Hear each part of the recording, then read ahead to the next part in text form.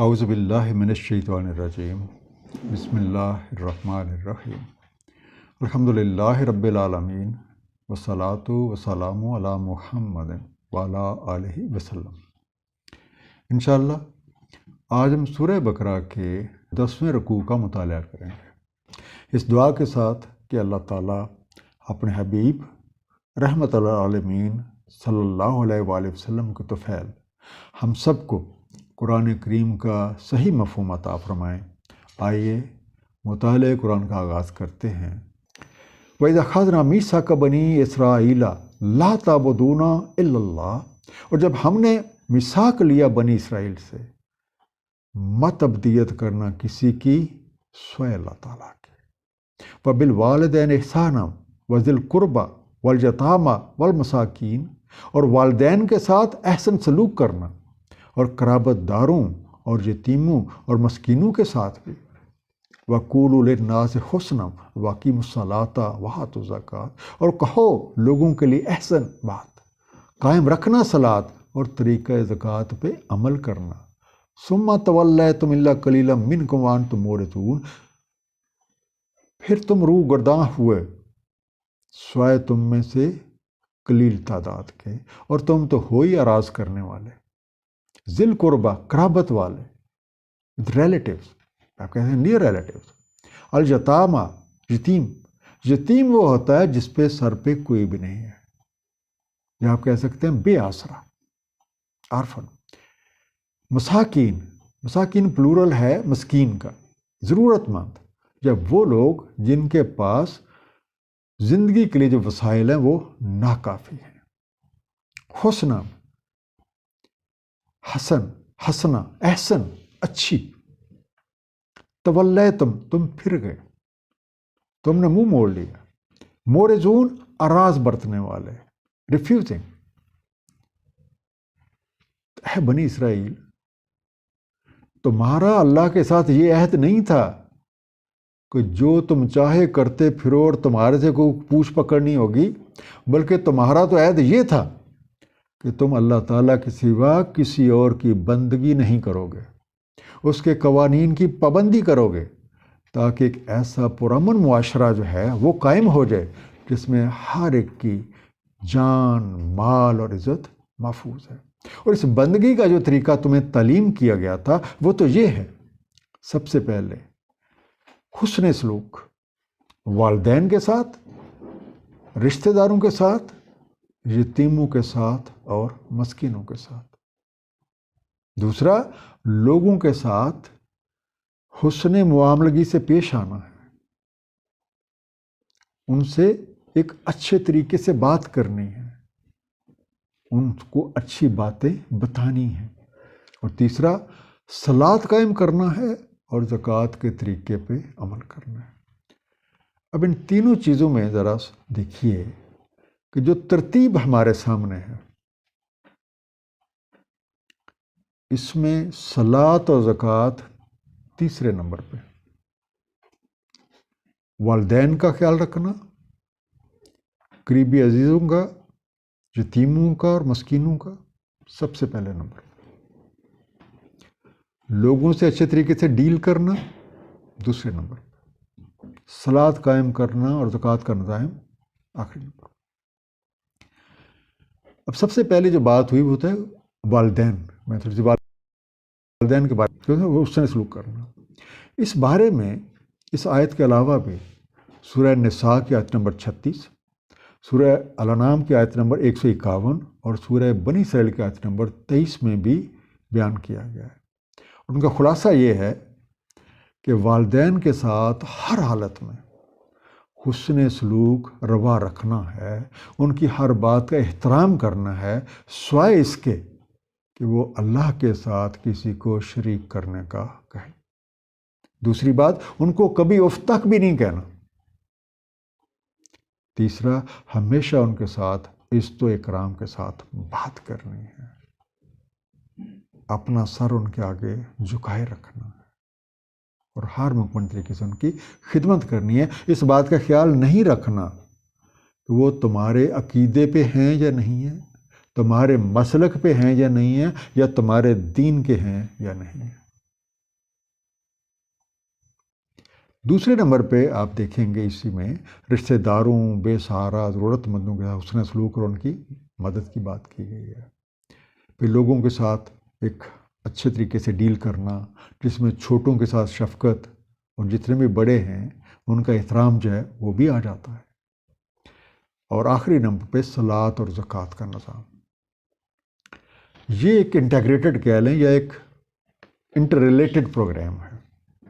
صلاۃ آپ کو اللہ تعالیٰ کے احکامات کے آگے سر جھکانے کی تعلیم دیتی ہے، اور زکوٰۃ جو ہے یہ آپ کو اللہ تعالیٰ کی مخلوق جو ہے اس کی خدمت کرنے کا درس دیتی ہے۔ اب تم لوگوں نے یہ عہد کیا تھا، اور عہد کرنے کے بعد گریز کی راہیں تلاش کرنا شروع کر دیں، اور سوائے چند ایک کے تم میں سے جو اکثریت ہے وہ رائے راست سے بہت دور نکل گئی۔ اور یہ کوئی نئی بات نہیں ہے، تم میں سے اکثر اسی طرز عمل کا مظاہرہ کرتے آئے ہیں اور کر رہے ہیں۔ وَإِذَا أَخَذْنَا مِيثَاقَكُمْ، اور جب ہم نے تم سے میثاق لیا، لا تسفکون دماءکم ولا تخرجون انفسکم من دیارکم، نہ بہانا خون تم آپس میں، اور نہ نکال دینا اپنوں کو اپنے دیار سے یا اپنے گھروں سے۔ ثم اقررتم وانتم تشہدون، پھر تم نے اقرار کیا اور تم تو گواہ ہو، دیارکم اپنے گھر بار سے، اقررتم تم نے اقرار کیا، تشہدون تم گواہ ہو، تم نے دیکھا ہوا ہے۔ اب تم نے تو یہ بھی عہد کیا تھا کہ تم باہمی خون ریزی نہیں کرو گے، اور نہ ہی آپ میں سے کچھ لوگوں کو، خاص طور پر جو کمزور ہوں گے ان کو ان کے گھروں سے نکال باہر کرو گے، اور تم نے سب کچھ دیکھتے بھالتے علم رکھتے اس بات کا اقرار کیا تھا، اور اب بھی تم اس حقیقت کو مانتے ہو۔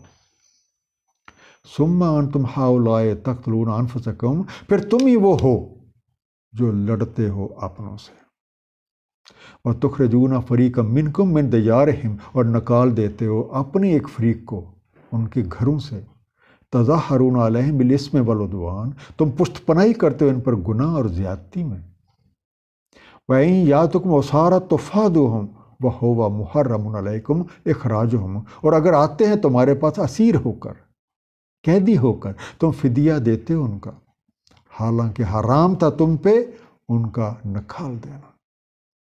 اَفَتُؤْمِنُونَ بِبَعْضِ الْكِتَابِ وَتَكْفُرُونَ بِبَعْضٍ، کیا تم مانتے ہو کتاب کے بعض کو یا کسی ایک حصے کو اور کفر کرتے ہو بعض سے؟ ہؤلاء تم ہی وہ لوگ ہو، تظاہرون مددگاری کرتے ہو، یو سپورٹ ایچ ادر، بالاسم گناہ کے ساتھ، اور اسم اس فعل کو کہا جاتا ہے جو جانتے بوجھتے کیا جاتا ہے، یہ غلطی والا نہیں ہے، اسم جانتے بوجھتے۔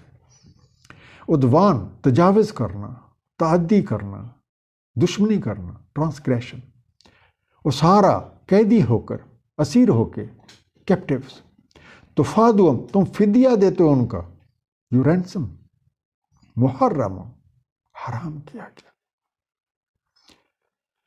اب ایسے محکم قول اقرار کرنے کے بعد بھی تم لوگ باہمی خون ریزیاں کر رہے ہو، اپنی لوگوں کو ان کے گھروں سے نکال دیتے ہو، اور بجائے اس کے کہ جرم کرنے والوں کے خلاف تم کوئی قدم اٹھاؤ، تم ان کمزوروں پہ ظلم کرنے والوں کا ساتھ دیتے ہو، اور اس معاملے میں ان کی پشت پناہی کرتے ہو۔ اور ستم ظریف یہ ہے کہ جب وہ گھروں سے نکال دیے جانے والوں کو دوسرے کو پکڑ کے لے جاتے ہیں تو تم بڑے خدا ترس بن کے ان کا گزرے فدیہ ادا کرتے ہو، اور اپنے تئیں یہ سمجھتے ہو کہ تم نے بڑا کوئی نیکی کا کام کیا، حالانکہ انڈائریکٹلی تم اس جرم میں برابر کے شریک ہو۔ تمہاری حالت یہ ہے کہ تم کلام علیہ کے ایک حصے پہ ایمان رکھتے ہو تو اس کے دوسرے حصے کا انکار کر دیتے ہو۔ فما جزاء من یفعل ذلک منکم الا خزی فی الحیات الدنیا، سو کیا جزا ہے اس کی جو کوئی تم میں سے ایسے کام کرتا، ویوم القیامت یردون الی اشد العذاب، اور یوم القیامہ کو لوٹا دیے جائیں گے اشد عذاب کی طرف، وما اللہ بغافل عما تعملون، اور نہیں اللہ تعالیٰ غافل اس سے جو عمل تم کر رہے ہو. یفعلو فعل سر انجام دیتا ہے، کوئی کام سر انجام دیتا ہے، ایسا کرتا ہے.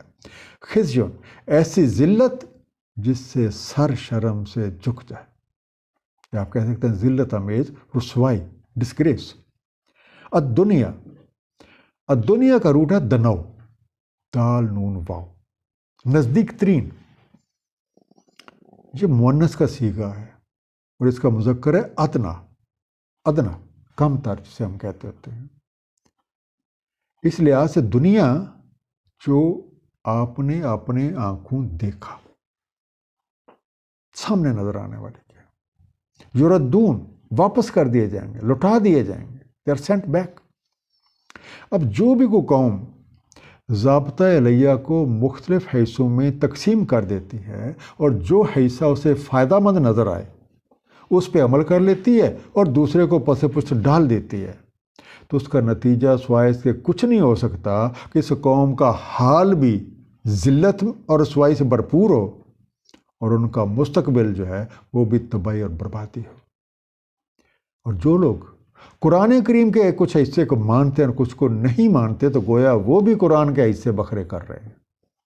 اور ایسا کرنے والوں کے بارے میں سورہ الحجر کی آیت نمبر 91 اور 92 میں ارشاد ربی ہے، جنہوں نے قرآن کو ٹکڑے ٹکڑے کر دیا تو آپ کے رب کی قسم ہم ان سے ضرور پوچھیں گے. ہم سب کو یاد رکھنا ہے کہ ہمارا کوئی بھی عمل اللہ تعالیٰ سے پوشیدہ نہیں ہے. اولئک الذین اشتروا الحیات الدنیا بالآخرہ، یہی ہیں جنہوں نے خریدی ہے حیات دنیا آخرت کے عوض. فلا یخفف عنہم العذاب ولا هم ینصرون، پس نہیں تخفیف ہوتی ان پہ عذاب میں اور نہیں وہ نصرت دیے جاتے. یخفف ہلکا کیا جاتا، لائٹنڈ. ینصرون نصرت دیے جاتے، مدد کیے جاتے. اب اس طرح کے لوگ جو کچھ حصے پہ عمل کرتے ہیں اور کچھ کو چھوڑ دیتے ہیں، یہ محض ذاتی مفاد کی خاطر اللہ تعالیٰ کے قوانین کے ساتھ، اللہ تعالیٰ کی کتابوں کے ساتھ ایسا رویہ رکھتے ہیں اور ایک چند دنیاوی فائدوں کی خاطر مستقبل کی جو سرفرازیاں ہیں ان کو بیچ ڈالتے ہیں. گویا ان کا حال بھی خراب اور ان کا مستقبل بھی بھیانک. اور اگر کوئی بھی فرد یا کوئی بھی قوم اس روش کو برقرار رکھے گی تو اس کی ذلت، تباہی اور بربادی بڑھتی جائے گی، اور کوئی بھی ایسا نہیں ہوگا جو آ کے اس کا ہاتھ پکڑے اور اس کو اس حالت سے نکالے. اللہ تعالیٰ کی بندگی کا جو عملی طریقہ ہے وہ ہے والدین، رشتہ داروں، یتیموں، مسکینوں اور معاشرے کے جو دیگر کمزور افراد ہیں ان کے ساتھ حسن سلوک روا رکھنا، لوگوں کے ساتھ حسن معاملہ کرنا، اور صلاۃ و نظام، زکوٰۃ کے نظام کے ذریعے احکامات علیہ کے مطابق ایک ایسے فلاحی معاشرے کو تخلیق کرنا جس کی بنیاد اللہ تعالیٰ کے قوانین کے احترام اور نوع آدم کی بھلائی ہے.